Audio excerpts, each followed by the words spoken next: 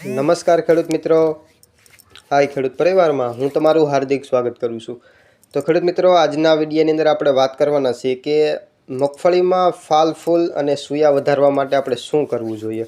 તો ખેડૂત મિત્રો, વાત કરીએ તો કે ઘણો બધો વરસાદનો સારો એવો રાઉન્ડ ગયા પછી મગફળીની અંદર વાત કરીએ તો કે મગફળીમાં વૃદ્ધિ વધારે જોવા મળી છે, જેના લીધે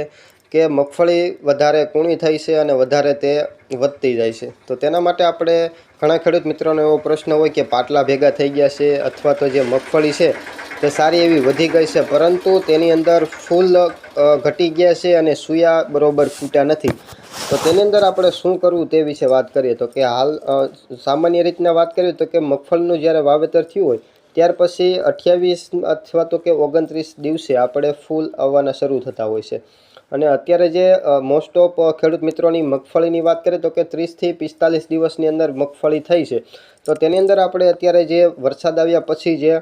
પાટલા ભેગા થઈ ગયા હોય અથવા તો જે તે મગફળીનો વધારે વૃદ્ધિ થઈ હોય તો વૃદ્ધિને આપણે ઘટાડીએ અને કઈ એવી દવા છાંટવાથી આપણી વૃદ્ધિ ઘટે છે અને જે સૂયા ફૂટે છે સારા રીતના અને જે ફાલ ફૂલની ડમરી થઈ જાય છે અથવા તો જે આપણે વાત કરવાના છીએ। તો તેની અંદર આપણે વાત કરીએ તો કે એક બજારની અંદર તમે મોબાઈલની સ્ક્રીન ઉપર જોઈ શકો છો, એક તો છે કલ્ટર, જેની અંદર આપણે કલ્ટરની અંદર વાત કરીએ તો કે ફ્લાવરિંગ અને સૂયા સારા એવા ફૂટે છે। અને ત્યાર પછી બીજી દવા છે ડબલ, જે પણ સૂયા સારા એવા ફૂટાડે છે અને ત્યાર પછી ફ્લાવરિંગ સારું એવું રાખે છે અને જે આ મગફળીની એકદમ જે વૃદ્ધિ થઈ ગઈ હોય તો તેને ઘટાડે છે અથવા તો તેને વૃદ્ધિ અટકાવે છે અને ફ્લાવરિંગ અને સૂયા સારા એવા આપે છે। અને ત્યાર પછી ખેડૂત મિત્રો આપણે વાત કરીએ તો કે આ કલ્ટર અથવા તો ડબલ છે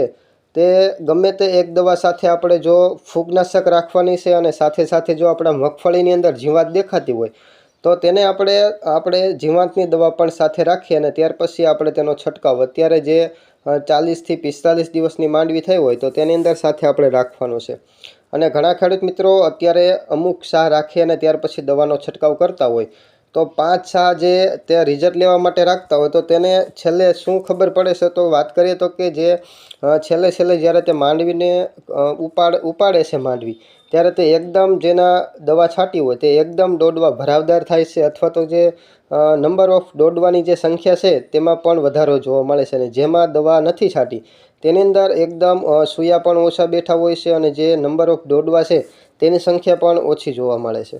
તો ખેડૂત મિત્રો, આજે આપણે વાત કરીએ તો કે જ્યારે આપણી મગફળી એકદમ વૃદ્ધિ થઈ ગઈ હોય તો તેને વૃદ્ધિને ઘટાડવા માટે આપણે કઈ દવા છાંટવી જેના લીધે વૃદ્ધિ ઘટવાના કારણે આપણે ફ્લાવરિંગમાં અને સૂયા વધારે ને વધારે ફૂટે છે। તો ખેડૂત મિત્રો, આજના વિડીયોમાં આટલું જ। નવા ખેડૂત મિત્રો હોય તો ચેનલને ઝડપથી સબસ્ક્રાઈબ કરી નાખે। ધન્યવાદ।